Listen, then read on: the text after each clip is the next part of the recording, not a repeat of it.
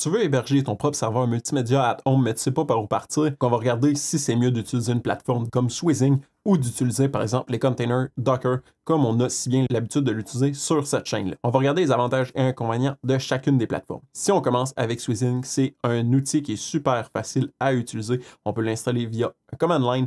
Donc, c'est vraiment facile à utiliser. L'outil est déjà buildé, donc on n'a pas besoin de se complexifier la vie. On a besoin d'une commande et on peut installer différents outils comme Plex, MB, Prolar, Sonar, Radar. On a besoin juste d'une ligne de commande pour pouvoir faire l'installation de ces différents outils-là.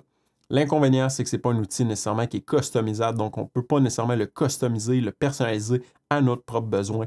Donc, on est vraiment limité au niveau de l'outil Swizing, la ligne de commande et les fonctionnalités que l'outil en soi offre. Tout ça fait que si jamais on a besoin d'avoir une version plus récente de Plex, ben, ça peut prendre un petit peu plus de temps avec Swizing parce que ce n'est pas nous qui gérons les dépendances comparativement à tout ce qui est Docker. Si on saute sur Docker, on va pouvoir avoir un niveau de complexité un peu plus élevé, donc au niveau de la configuration.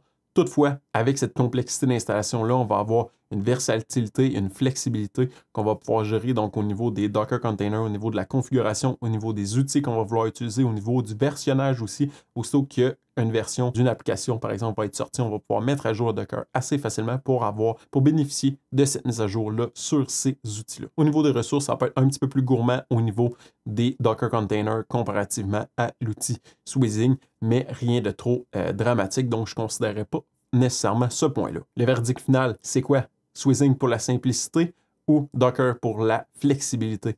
Dites-moi dans les commentaires qu'est-ce que vous en pensez.